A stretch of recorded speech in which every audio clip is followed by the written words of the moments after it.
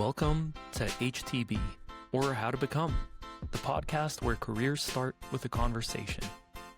Each episode, we sit down with someone actually doing the job you're curious about, from trades to tech, healthcare to hands-on skilled work.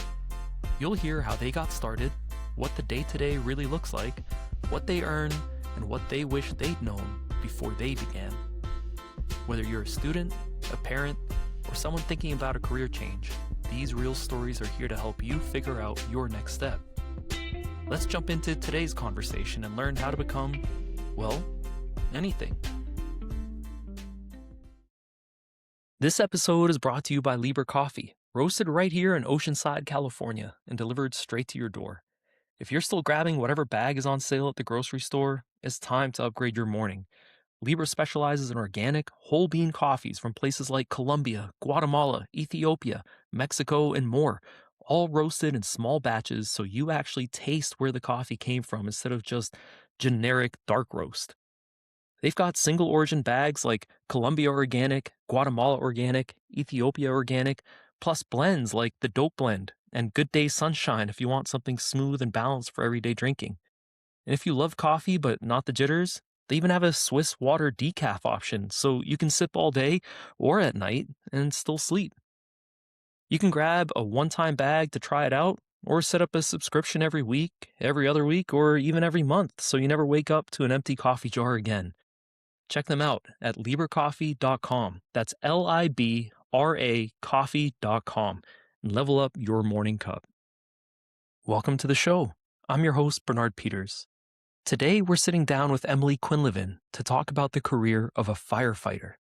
Emily's career is super interesting because she actually used to work with me as a certified public accountant, but then did a complete shift in careers and left it all on the line to become a firefighter.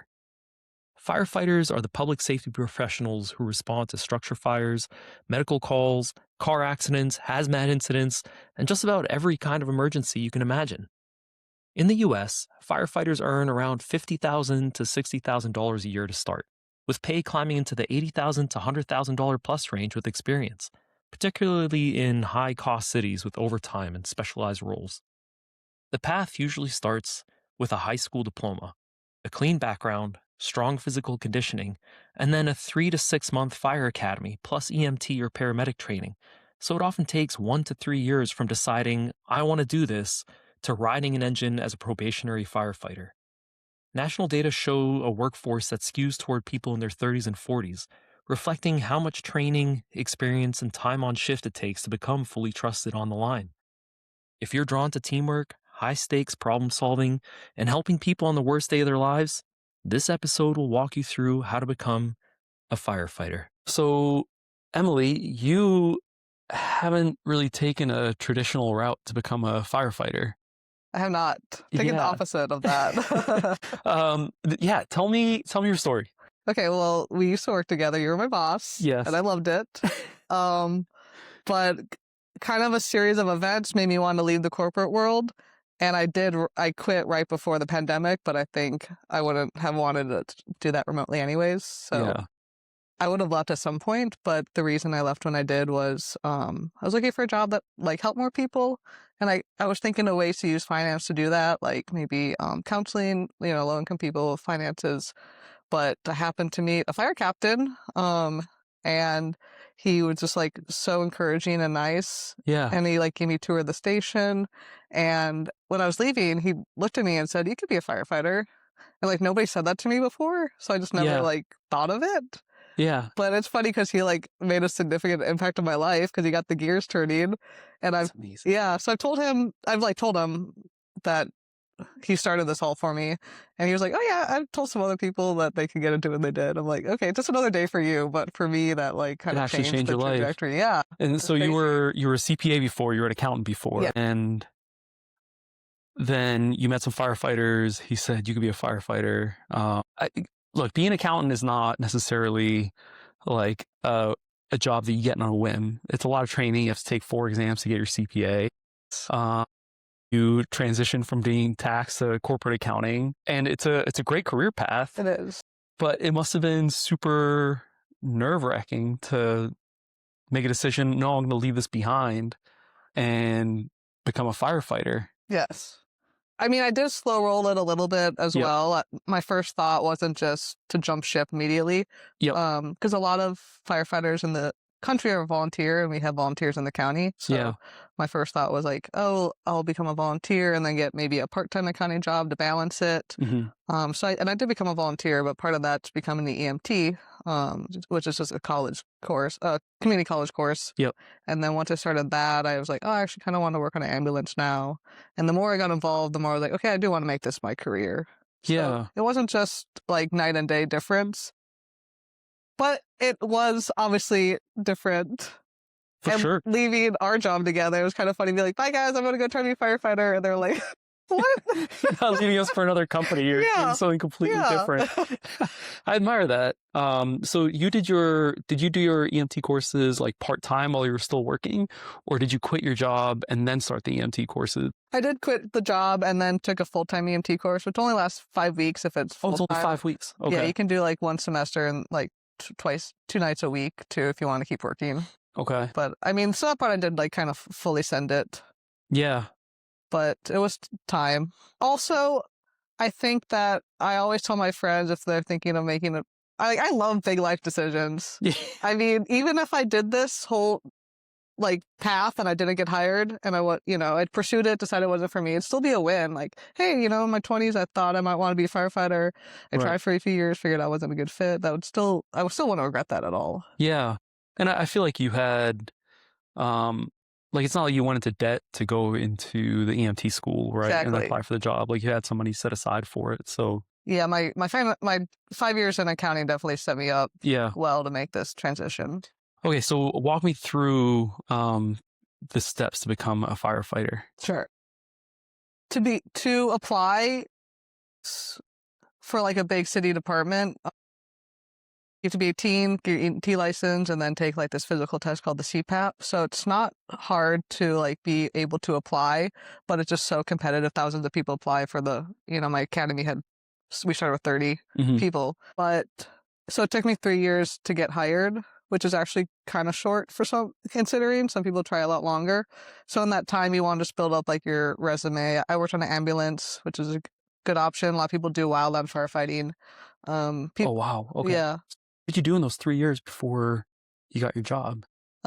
Mostly worked on the ambulance and then a few months being a volunteer firefighter. Okay. And as far as working on the ambulance, is that like a full-time job or was it kind of part-time? It was full-time. Okay. What do the hours look like for that? I worked at like a transport company, which is just how you get started. So those are like 10, 12-hour shifts. And then I worked a 911 service in the county, which we worked 2 days on, 4 days off, which is actually a pretty good schedule. Yeah. Are the 2 days on like 12-hour days or how does it work? No, you're on for like 48 hours. But you sleep. Oh, gotcha. Yeah. Oh, you're on for 2 days. Yeah, it was out of a Cal Fire station, so like we have beds and stuff there. Oh, that's amazing. It was kind of funny though, because it was open bunk rooms, but it's fine. They were respectful. Yeah. Were you nervous at all going into this as a female? Like, it's a very male dominant space. It is, and overall, it's only 10% women firefighters in the country. Luckily, the department I work at has a decent amount.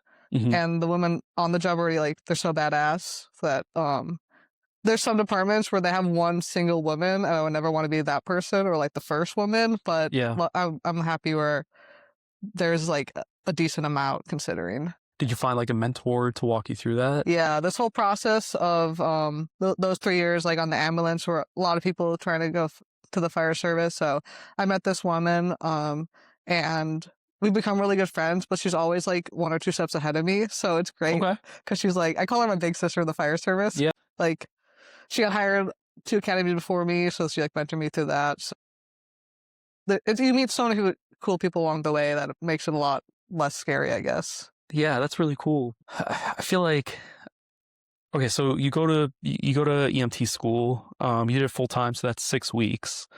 And then were you able to secure a job immediately afterward? EMS, emergency medical services, encompasses like ambulance and EMTs, paramedics. Yeah. And they're kind of like chronically understaffed. So okay. It's not hard to get those jobs. Yeah. But the firefighting job is hard. Right. How were you able to secure a job as a firefighter? Because I know it's super competitive. You usually need to know somebody. So how were you able to get that? Well, I mean, the baseline is build up your resume with whatever way you want to kind of do that. And it doesn't have to be what I mentioned, EMT or wildland firefighting. People come from the military, they really appreciate that background, or however you want to spin your background, coaching or whatnot. But then the interview itself is pretty challenging because it's a panel interview. You go in with 3 people. They ask all applicants the same 5 questions. They're all stone-faced, and then 20 minutes long, so you have like 4 minutes to give each answer. And there's like things, kind of like unspoken things you're supposed to say.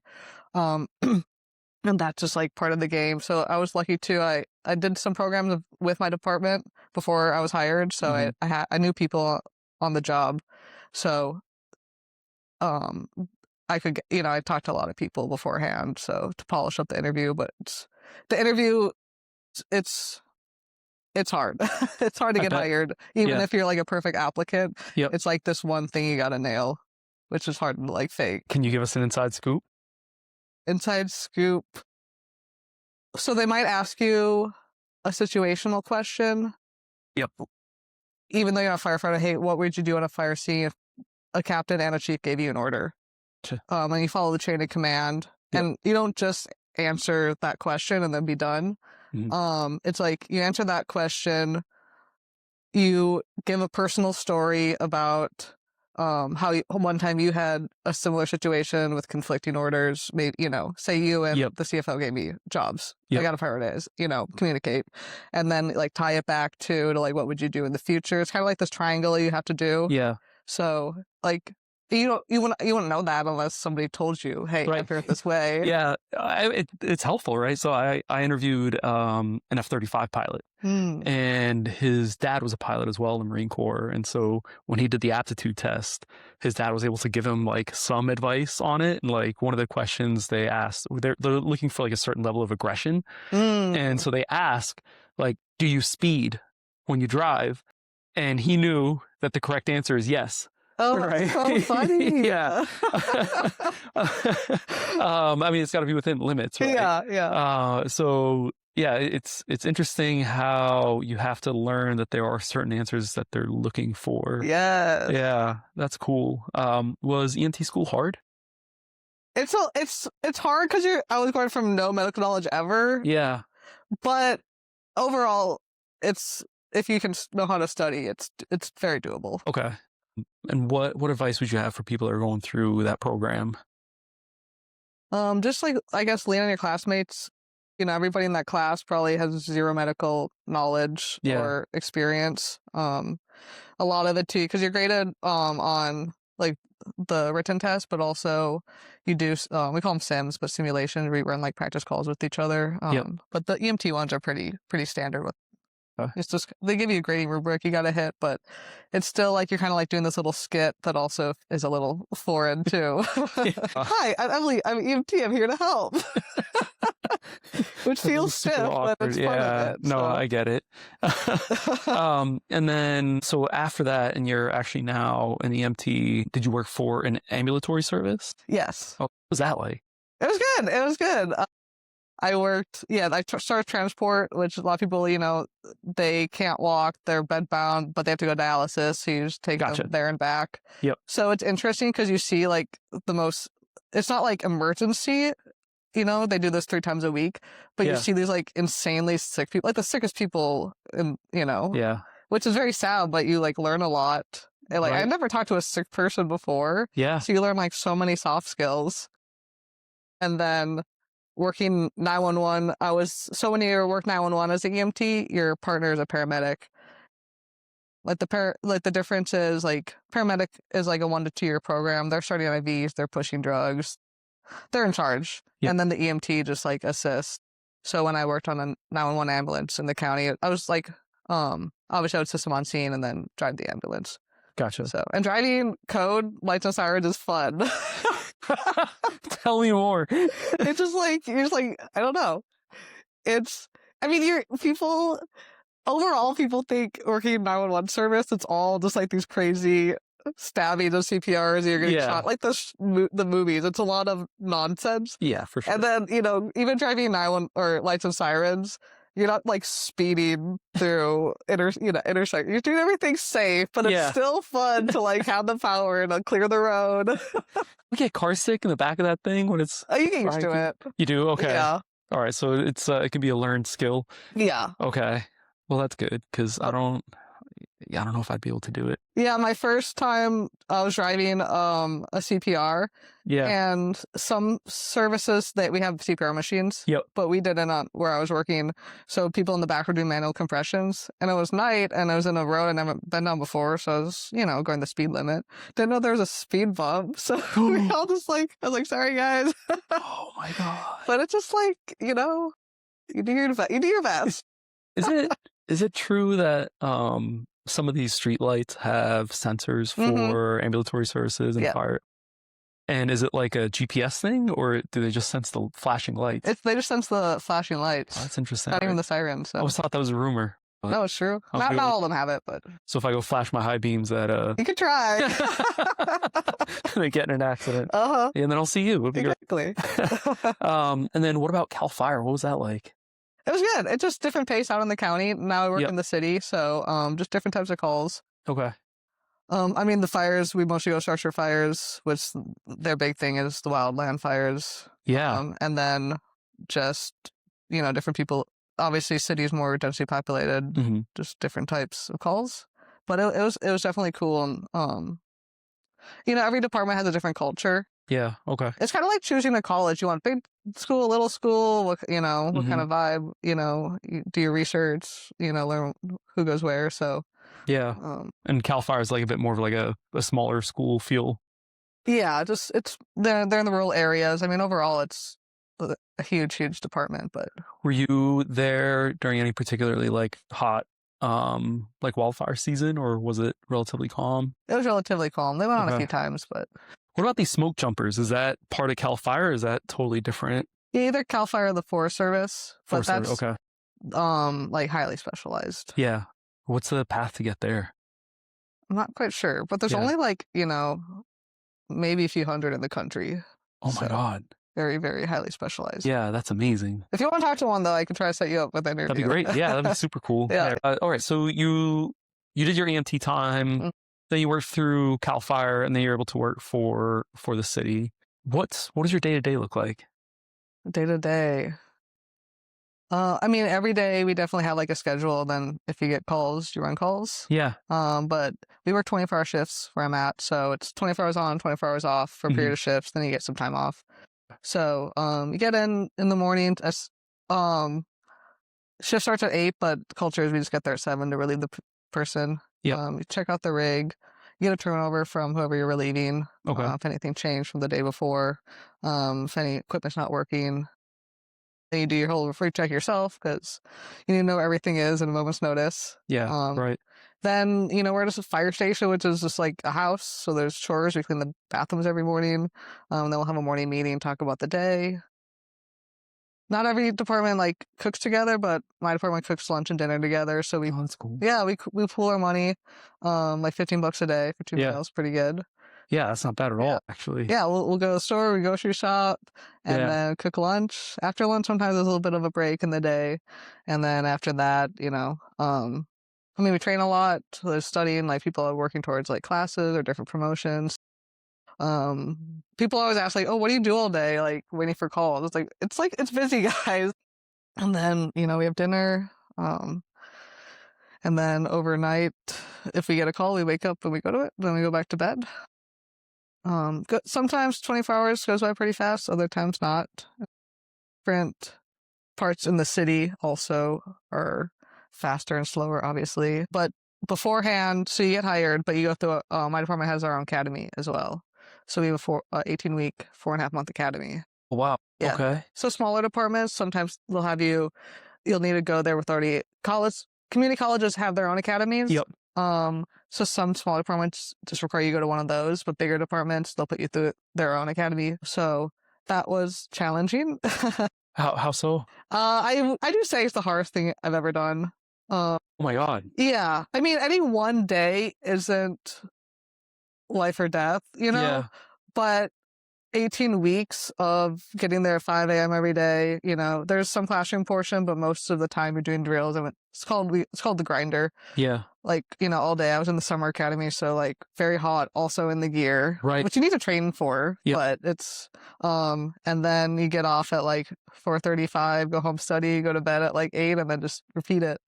Well, yeah. So physically and probably emotionally very demanding. I mean, before that, the hardest thing I've ever done was a marathon in college, which, yeah, that was hard, but it was 4 hours of my life versus the grind for over 4 months. It's very different. I mean, you also, I mean, you've done, like, I feel like passing all 4 CPA exams is not, you know, you can't be a slouch in order to do that.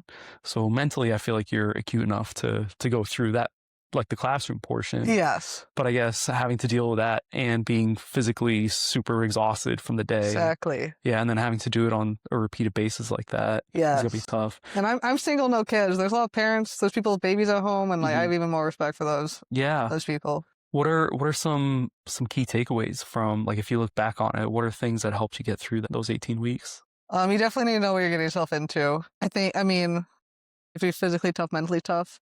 Being a firefighter is hard because obviously you need to be strong, but like it kind of just hits every aspect of fitness. You know, you have to be strong, but you also have to be like flexible. You have to have endurance, cardio, mobility, firefighting. Nothing is like functional. Like when you're deadlifting, that's a functional movement, but when you're picking up some like heavy thing that's, you know, almost bigger than you are. I mean, you have help a lot of, you know. We do everything as a team, but right. I mean, the mental toughness, you gotta kind of find yourself. If that's not, you gotta play to your strengths and then like focus on your weaknesses just to get ready. Once you start, you can't. There's no room for error. Do people drop out? Yeah, they drop out, and then if you get written up enough times, they'll let you go. So we started with like 30, and then we finished with 22. Okay, so that's a good attrition rate. Yeah. Yeah, that's impressive. Yeah, and then not only do you have to be like in your peak physical condition, you need like a few pounds to lose. Was that right? I mean, I lost 8 pounds in 4.5 months. I was like happy it wasn't more because some of these guys are losing like 20 pounds. It's just because they're exerting themselves and they're not getting enough calories. Yeah. Yeah. I mean, you hear similar stories from guys going through certain military schools as well, right? They lose a ton of weight because they just can't get enough calories in. Yeah, and then my personal view on it, the academy, because some people like to, you know, like, oh, it wasn't that hard. That's like, if it's not that hard, you need to like work harder and make it the hardest thing you've ever done. Yeah. Right. So. Oh, that's fascinating. And then, or do they have like a class ranking out of the academy, or you pass and you're they rank you, and that's it. Then that's your seniority to like bid stations. Gotcha. So okay, well, that's interesting. Okay, so they rank you, and then get to bid stations. And then what's it like your first few months on the job? Are you like going through a probationary period? Yeah, exactly. Okay. So 12-month probation in my department. Yep. So so you can't get a station until after that. But it's funny because like you finish the academy, it's the hardest thing you've ever done. You're like, you know, so happy, and then you're like, okay, I proved to the academy staff I could do it. Now I should have proved to the whole department I could do it. Right. And it's hard to be a day one firefighter. They only can teach you so much in 4.5 months. Versus like you're gonna be learning the next 30 years every day. Yeah. So I definitely had a lot of imposter syndrome coming out. For sure. Even just like wearing the uniform, I was like, it just felt so like kind of alien. Like, oh my god, the public thinks I'm a firefighter now. This doesn't feel real. Yeah. Yeah. How do you get over that imposter syndrome? Like after a few months, it went away, and also, another good part about the fire service, not only are they more open to women and minorities, they've come a long way with mental health as well. So we have a service too we can use for free to like talk to counselors. Yeah. So overall, it's just improving that way as well. What advice would you have for other probies out there to get through the first 6 months? Yeah. So I'm at a big department, so we had like 20 probies from my academy. So smaller Yeah. departments, you might only have one other probie or be the only one. Okay. But you're all going through the same thing. Yeah. You have to remember that. Like, yeah, you might struggle with one thing that other people don't, but everybody has their own struggles. Oh, and just like looking around, just like remind yourself, like, if so-and-so could do it, like I could do it. Don't get ahead of yourself. Yeah. It's a long year, but like everybody's done it. Yeah. Yeah. Is it true that they like you got to do all the dirty work as a probie and yeah, you just gotta earn your yeah. It's just part of it. It's all part of it. I love that. No, I think it's important. Mm-hmm.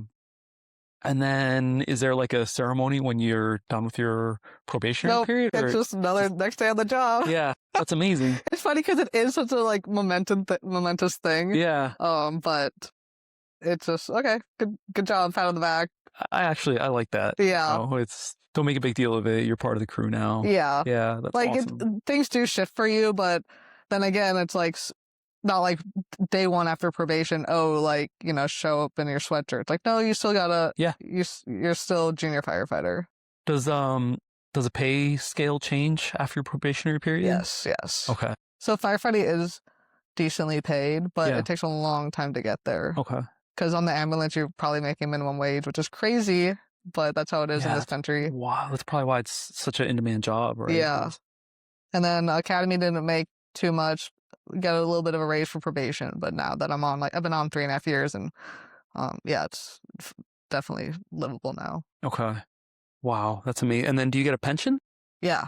So a lot of money is taken out for that, but it'll pay off someday. And then what's the typical retirement age as a firefighter? I think you start drawing off your pension after like 20, 25 years. Okay. But if you keep working, you just get more. So. Okay. And then do a lot of firefighters end up after retirement going off to do other things, or do they generally just take their time off and enjoy it? Yeah, some do. Yeah. I got hired at 29 or 28, kind of forget. So if I do, 25, 30 years, I'll be like, whatever. But some people get hired at 18, 19. Yeah, right. So they're still young after that. I mean, they could keep working if they want. Yeah. In the department, they won't force you to retire, but a lot of people become like fire inspectors, or maybe they had a lot of people have side jobs this whole time. So maybe they just do that full time. People ask me all the time, will you do my taxes? And I say, no, I quit that. I don't want to do now. Yeah. Well, not only that, but like you can't keep up with tax regulations anymore. Exactly. Would you say that you're at a disadvantage or an advantage going down this route in your mid-20s, instead of your like being like 18 or 19 years old? That the path I took. I definitely would have been mature or confident enough in myself to do this any earlier in life. So it worked out for me. Obviously, if you get hired at 19, even if you're a firefighter 10 seat before you promote to engineer, you're still young. You also want some life experience because you don't really realize it before, but you're literally living with these people. Yeah. For 24 hours a day. Yeah. So just like knowing how to like live with people, because some people they still live with their, they're 19, still live with their parents. They right, and all of a sudden they got to be responsible. They got to cook. Yeah, cook for the crew. Because sometimes like 8 people. Right. It's not. Right. So I'm happy when I got hired, and the next step after firefighter is to promote to engineer, and they drive, and then next step is captain, who's obviously in charge. And I don't know. I've been on 3.5 years. I like to say like 10 years in the back seat. It's called. Okay. But we'll see how long my body stays. Capable, yeah. Because some people they want to be firefighter more, but it's just too much of a toll, so they promote, which is fine. Yeah, for sure. Yeah, tell me about the physical fitness aspect. So you said a little bit like, it's got to be functional training that you do, right? Because you're not just picking weights up and down. Yeah. And then like everything you do, I mean, when I wear like all my gear, turnouts, and then you have like tools and you have your SCBA on the back, like it can be up to like 50, 80 more pounds. 80 more pounds? I mean, that's because sometimes you're like carrying hose. Even 50 pounds, like that's a lot. So some people are more into like training with weight vests. I just try to lift heavy and get my cardio in personally. Now, are you doing that while you're at the firehouse on duty, or okay? Yeah, every station has some type of weight. Some of the gyms are better than others. Yeah. That's like the best part. It's like working out on duty. Yeah, it's amazing. Yeah. I would love, any job that, imagine if a job had a squat rack, I'm there. It'd be amazing. Working late every day, yeah. I think we talked about that for a minute at Lead Crunch, where we're like, we should get a squat rack in the corner. Oh, that'd be amazing. Yeah. Yeah. What about cardio? Do you guys, is it, interval training? Is it sprints, stairs? What do you guys do for that? I mean, everybody's on kind of their own plan. Oh, amazing. Oh, okay. Yeah. Interesting. We just gotta be able to do the job. Cardio's always been my strength, so I'm a runner, which helps a lot. But yeah, you just gotta be able to do the job. You learn real fast what you're lacking. So it's funny because, I definitely feel confident in the weight room, and I lift a decent amount for my size. I like to believe. Yeah. But it's just so different because it's not only are you working hard, gear in your shoulder, you have basically a winter jacket on, but you're also stressed. Your adrenaline's going. Right. Right. And it's it's funny because in academy you train on you pull the hose to the same door over and over and over for months, and then in the real world, every single house and apartment, everything's different every time, and it's everything's so dynamic. So you're thinking on top of all this other stuff. You might have to do some communication over the radio. You work with your team. It's definitely you gotta be level headed through all of that. Let alone if there's a victim. I haven't pulled any victims out yet, but whenever you hear on the radio, you just know everybody's just going to be heightened stress level. Yeah. So and you got to deal with morale dropping as well. Yeah. Okay, so you come from an accounting background, not necessarily the most stress-inducing job. No, I told them I spun it in my interview, but no, not very stressful compared. So how do you prepare yourself for that? How do you prepare yourself for the high stress levels, but also being able to stay calm under that pressure with elevated heart rates and adrenaline pumping, and you have to be able to actually make an informed decision? Yeah. How do you prep for that?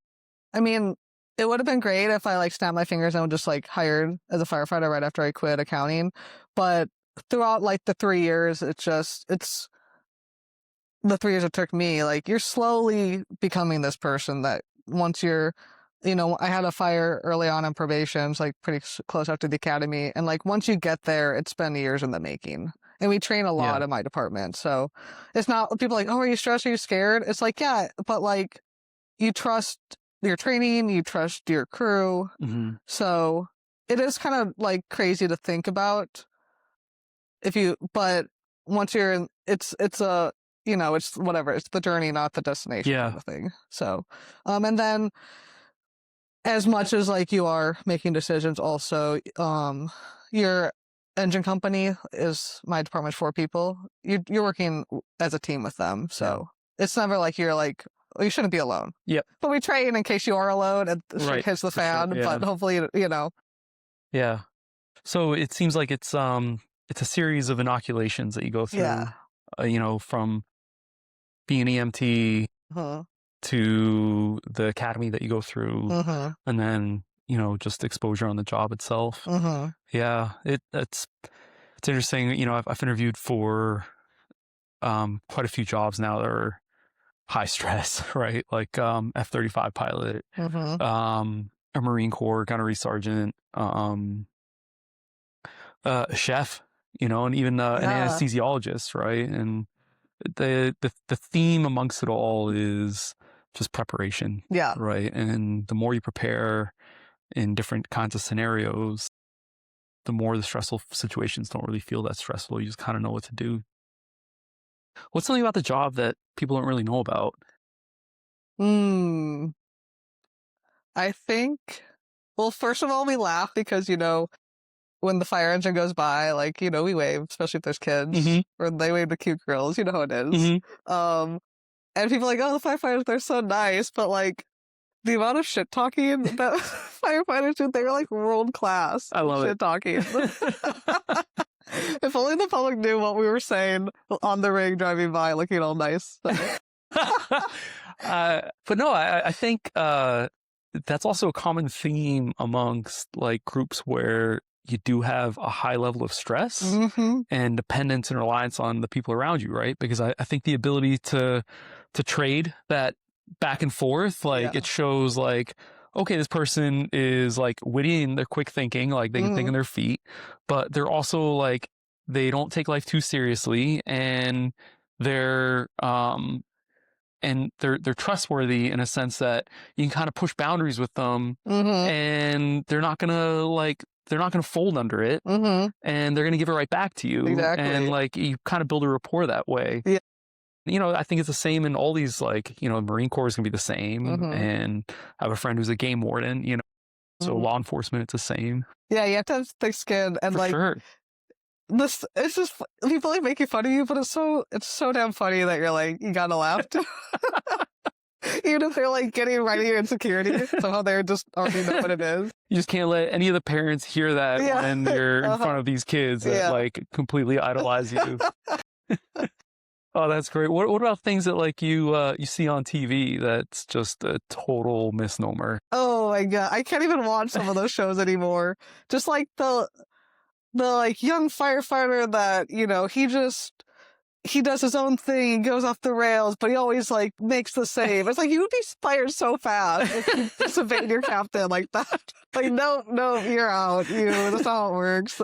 Yeah, like probably those situations probably just never happen either, right? Yeah. Like they try to dramatize it. Oh yeah. But one of my favorite things that's about the job is, so like we cook together, and the firefighters do most of the cooking. Sometimes the captain engineer will too, and just like sitting down and eating a meal twice a day. We play cards, like cribbage or this other game where we eat. And like, how often do you get that in life anymore? Especially if like, you know, I'm single, I live alone.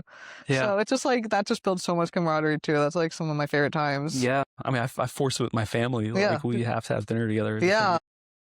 I had that growing up and I was lucky to. So yeah, you don't see it too often. Yeah, it's interesting, right? Because in a lot of the more corporate office environments, when people go sit down and have lunch, like they don't even sit at tables together. They're all, if they even go into the office anymore, right? Yeah, or they'll just kind of like either eat at their desk or they sit at a table by themselves and they're on their phone. Yeah, and yeah, they're not building any camaraderie with the people they're working with. Yeah, I guess that's kind of a reason I was happy I got hired like a little bit later. Is you know, I have appreciation for that.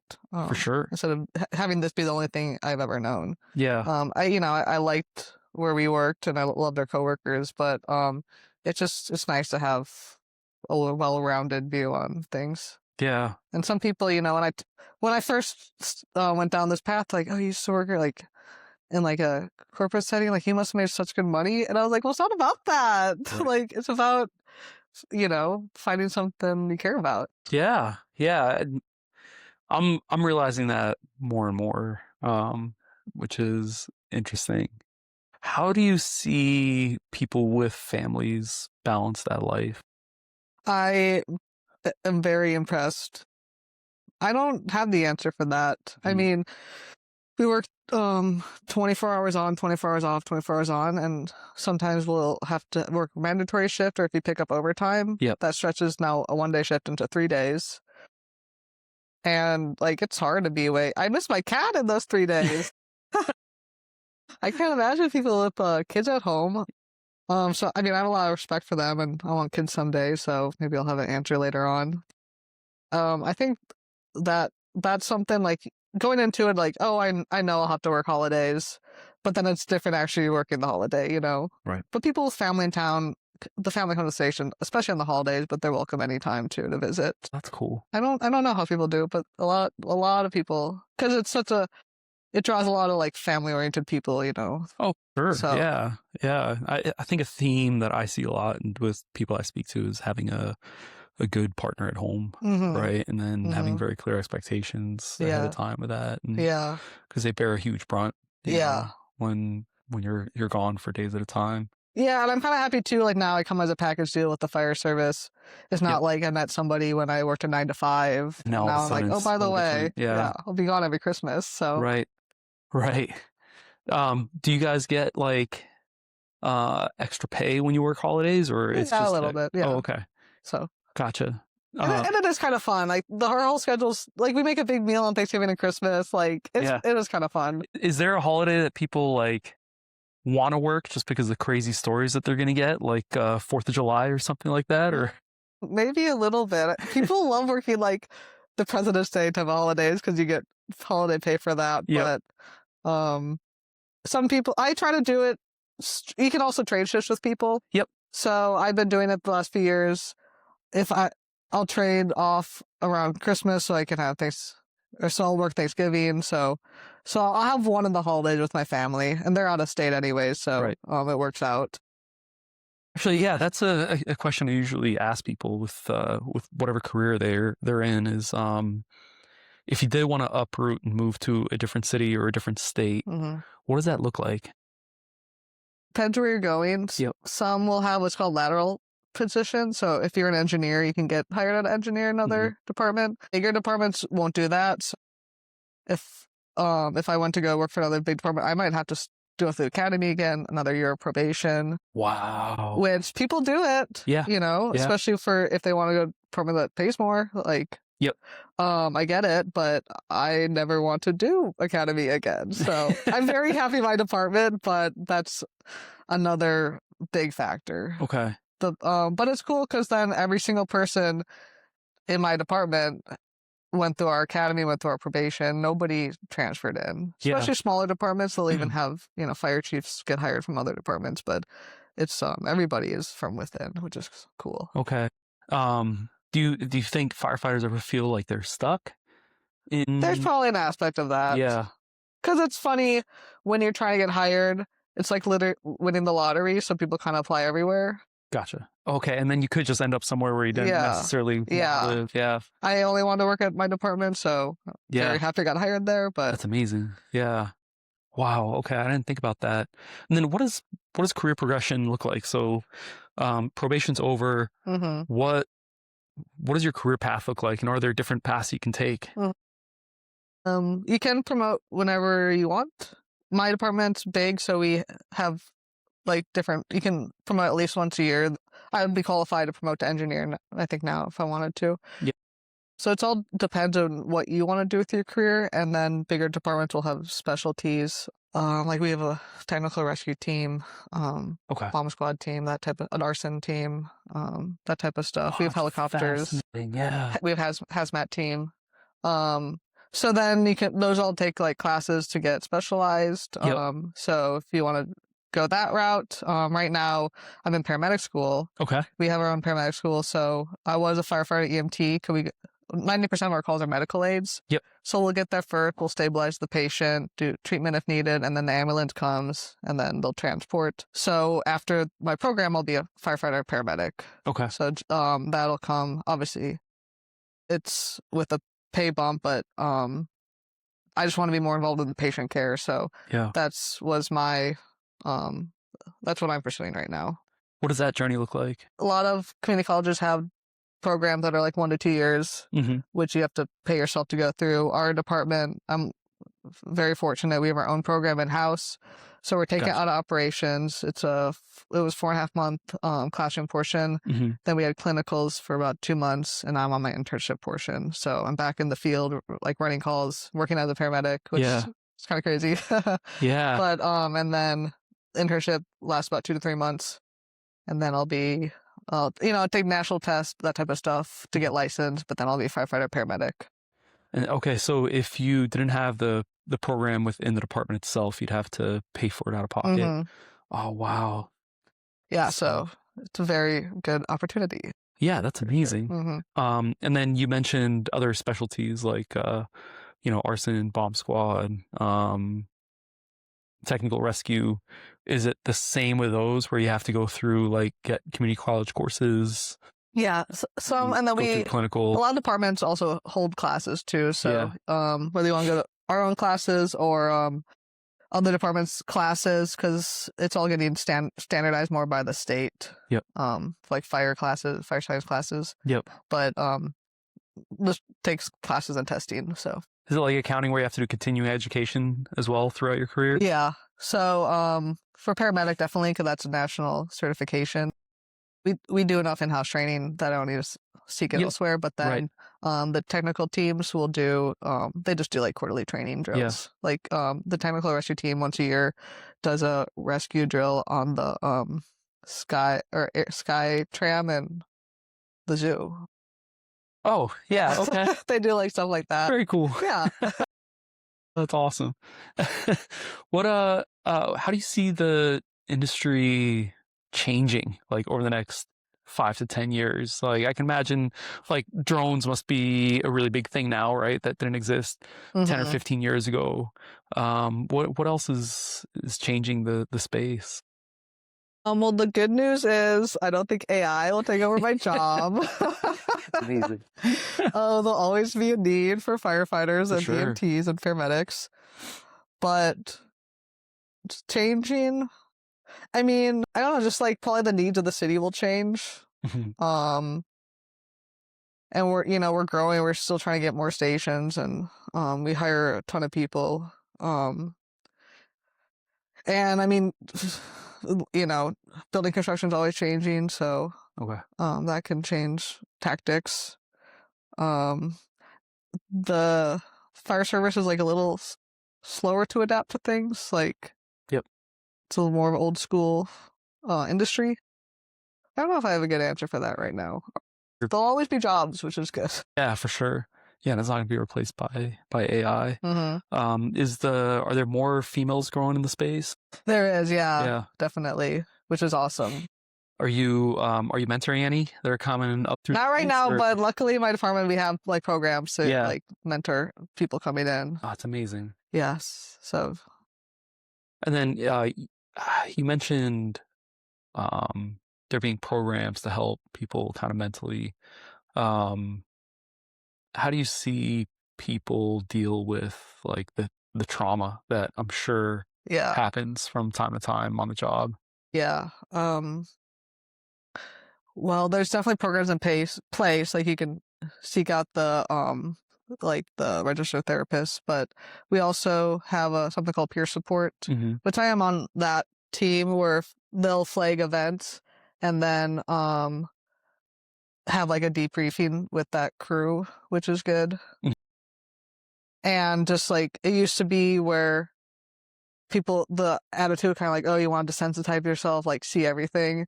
But now it's, hey, if you don't need to look at some like this dead person, like you don't need that memory when you're going to sleep tonight. So that also helps. It's that aspect's changing as well. But I mean, I've only been on, a handful of calls that have been hard. People always ask like, oh, what's the worst thing you've ever seen? It's like, I don't think you want me to tell you, buddy. But just kind of like, go back to why you got into it too. It's like, yeah, you see some sad stuff, but you're there still to help. Right. So it's like, I still want to be in that room. Growing up, were you like squeamish at all? Or was that just not a factor? Like seeing blood? Well, it's funny because I never considered anything in the medical field because I thought those people just like knew. Yeah. And I was like, well, I don't have that pull to be like a doctor or nurse. But I think that's why I like pre-hospital so much because it's just like more accessible. Yeah. To like get into and to be, and like, I don't know, more normal people are in it than like, the future doctors that you meet in high school. Right. Nerds. I'm just kidding. But I guess now I'm not squeamish. Like I haven't fainted. I thought starting out I thought I might, but I never have. Is it just one of those things where like you get inoculated over time? Yeah. Just realize like, hey, this doesn't bug me really. Yeah. Yeah. Because I have heard stories of people that like wanted to become doctors and then like first sight of blood they fainted. Yeah. Like, exactly. Okay, I can't go down this road. Yeah. Like as an EMT, we'd go to calls and if there's somebody who's like been dead for a while, then the paramedic would look in and be like, hey, don't come in. Yeah, it's like you can't bring somebody back if they've been dead for a few days. But now that I'm a paramedic intern, now I'm the person looking in. Yeah. But it's okay, Yeah. Some people have different things that make them tick. Some people don't like blood. Some people don't like the smell of puke or feces. Right. I don't smell well, so I think that's a plus. I don't smell some roses sometimes, but also I don't smell all these calls either. Forgot about that. Yeah. Oh, it's gotta be a great natural talent. Yeah, I love it. And it wasn't from COVID for the record. It was before that. Yeah. God, that's amazing. Yeah. Um, what's your favorite part about the job? It's gotta be the people. Yeah. Like, I don't want to sound cheesy, but I work with some of like the most hardworking people, disciplined people I've ever met in my life, and like Yeah. they're really inspiring. Like I've had some like really good partners, some really good captains, and even after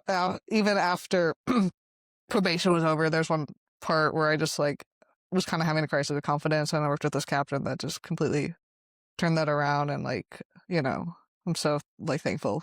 Um, just yeah, it's got to be the people. Like it's funny because I don't know, people obviously thank us at the grocery store and stuff, and there's so much public support, which is awesome. Yeah. But like it's like I feel lucky to have this job and fortunate. That's awesome.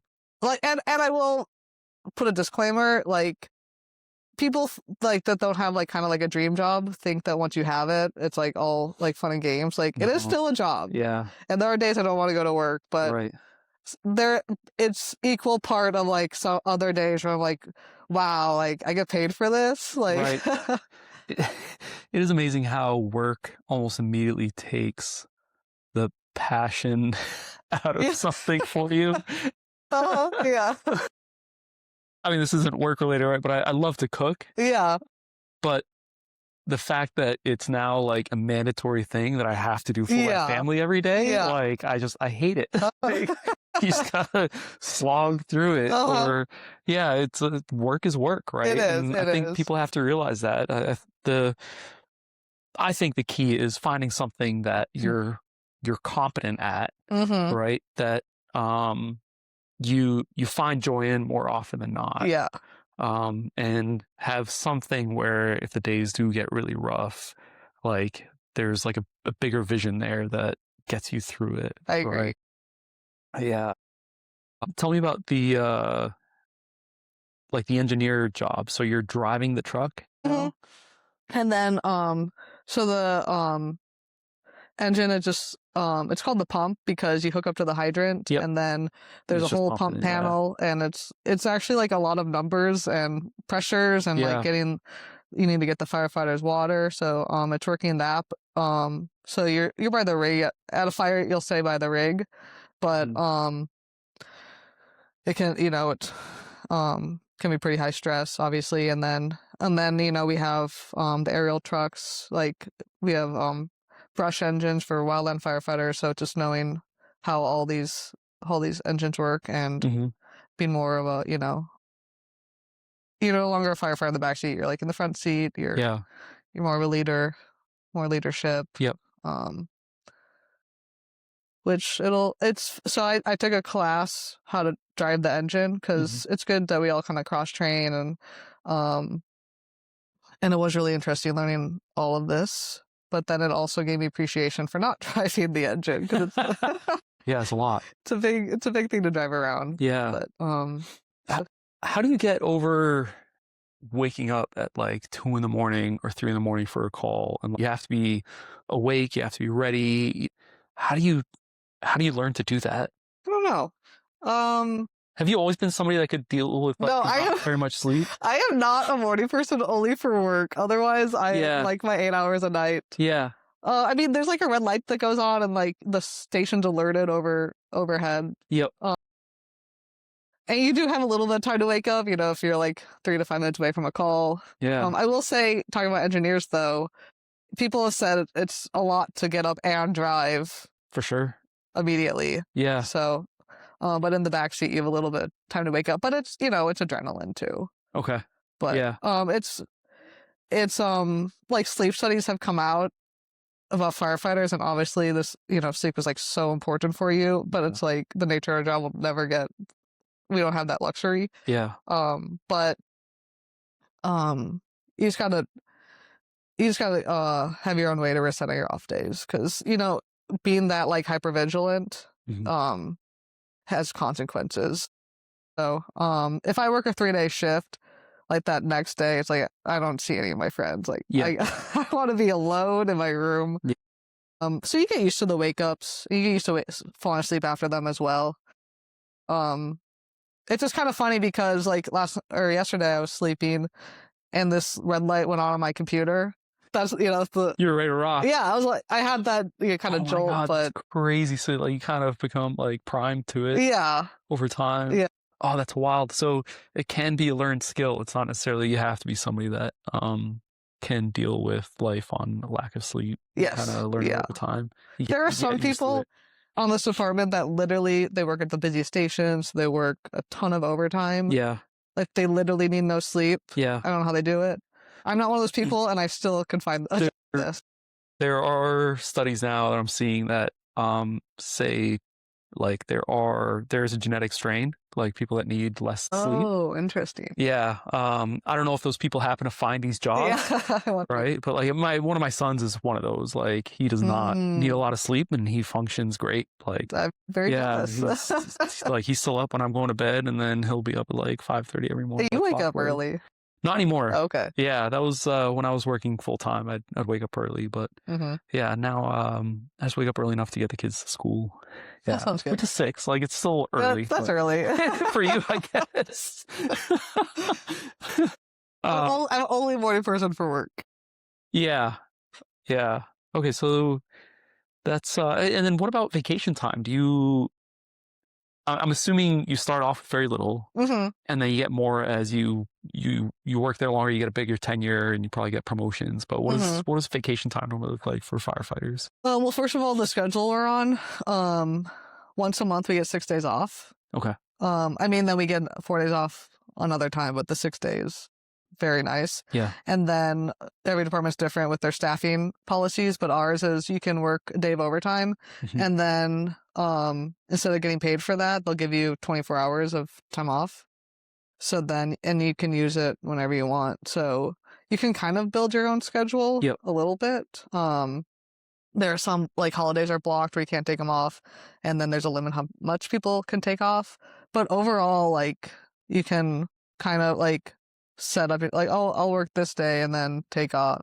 You know, have my 6-day turn to 8-day. And now I can go to Mammoth for a week. You know, right? Okay. Like it's a very cool lifestyle that way. Yeah. And then some people even live out of state, and then they'll come work a set of days. Oh my God. And then have a set of days off that they drive or fly home. Wow. So the schedule, like the days can get long, but then like how you can manipulate it to for travel or whatever your lifestyle is, it's really cool. And then how often does your schedule change? Like, it doesn't rotate. There's 3 shifts, A, B, and C. I'm on A, so I mean, could keep A for the rest of your life if you wanted to. And it just is a pattern how they fit together. So I could look up on our schedule like, oh, am I going to work on my 40th birthday? And like, oh, it's an A-day, cool. You know? Yeah, okay. So that part's cool. Yeah. You can really plan stuff for in advance. Oh, okay. Oh, yeah, that's great. I always thought that it rotated like every 3 months or something like that. Yeah. You got to adjust with a whole new schedule and get your family on board and all that.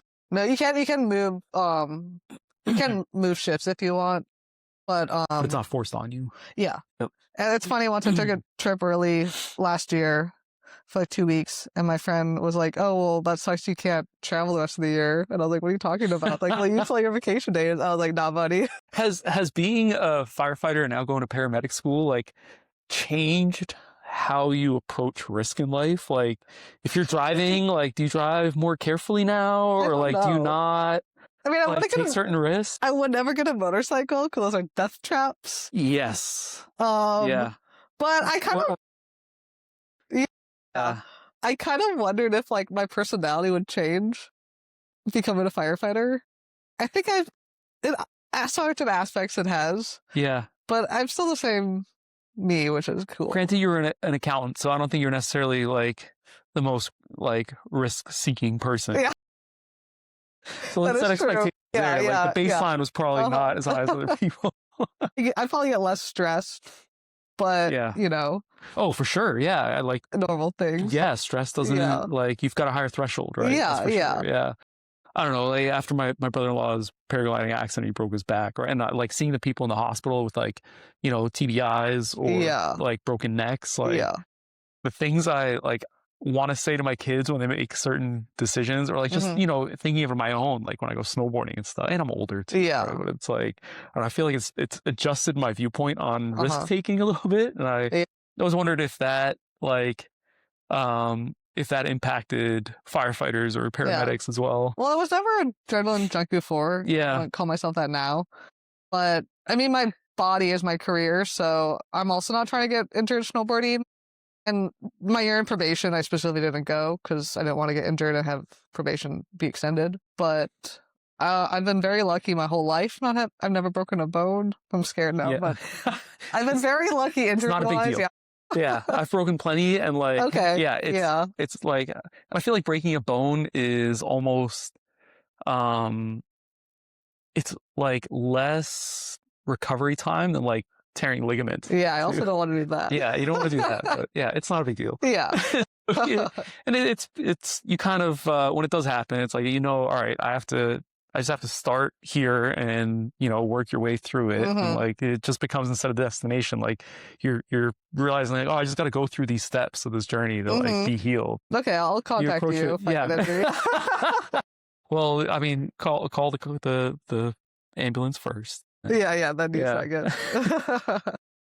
Do you ever run into situations where like you're on a call and you run into a friend or somebody that's called your department? Not yet. Okay. I think that'd be kind of fun though. Yeah. Well, when my brother-in-law broke his back, the care flight was like the nurse that was there knew him. Like they were friends. Oh, really?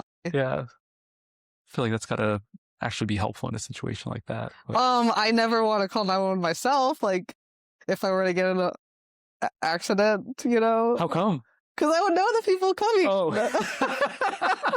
Oh yeah, I thought you were gonna say like because they're incompetents. No. They're great. But if I got in like a fender bender, they're like, "Come on, I'm like, oh." Or like locking my. You're gonna hear car. about it for 5 more years. Literally. Yeah, you're gonna get a nickname. Yeah. Oh yeah, all of it. That's amazing. So if somebody else wanted to become a firefighter, regardless of whether they're just graduating from high school or they're on a career path like you were, something different, but they make up their mind, this is what I want to do. What's the first step that they should take? First step would, you got to be an EMT for almost every department. So if not all, get your EMT license, because you can't even apply without that. Yep. Just find out like the bare minimum requirements. And then even if you're not like fully ready, you can still apply because it's government. It takes a long time to get hired. But not for the EMT position. No, not for that. But like I applied and then a year and a half later I was in my academy. So it can take a long time. I would just look for the departments you're are interested or like where you live, find out the minimum requirements and just knock those out first. Okay. And then just like, I guess advice is, I didn't realize the fire service was accessible to somebody like me until somebody told me. But now getting on the job, it's like, you gotta be fit, but like, there's so many different shapes and sizes, so many different backgrounds. Yeah. Men, women, all different ethnicities. Like, it is really accessible more than I thought. And somebody once told me, like, the people that get hired are the people that never give up trying to get hired. Like, it took me 3 years and I'm happy with that. Some people are like, it took me 8. I was like, good for you to keep trying. For sure. And some people don't want to keep pursuing it, and that's fine too. But the people that ultimately get hired are the ones if you don't get hired one round, keep applying. Yeah.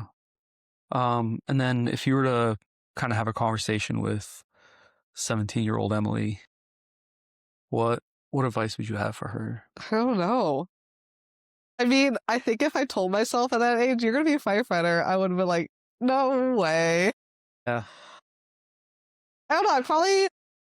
I don't have any regrets how my life took out with a different career. And my parents were really supportive, even though I don't use technically my accounting degree anymore, even though it all helps me becoming the adult I am now. But I do wish I did a little more like soul searching earlier in life of what I wanted to do, because I only lasted 5 years in accounting. Even if it wasn't this route, I would be doing something else probably. Yeah. So I think like it's really cool you have this podcast to help people get involved in or interested in other careers. Yeah. But I guess, and then just keep your options open. I definitely didn't seek out the fire service. It's just, I met somebody and it opened my eyes. Yeah. and, one thing turned, I went down this path, but you just never know what path your life's going to take. So you just got to be open for it. Yeah. I love that. Yeah. Well, Emily, this has been a great conversation. This is awesome. Yeah, thanks for having me. I gotta say thank you for being a first responder. Yes. Hopefully I never have to see you at work. But no, I appreciate everything you do to all the sacrifices you made to get here and continue to make to help people. I wish you all the best at paramedic school. Thank you for being my last accounting boss. Yeah. I don't think that's a good thing. Yeah. Don't quit bad jobs, they quit bad bosses. And you not only quit the job, but you picked an entirely different career path.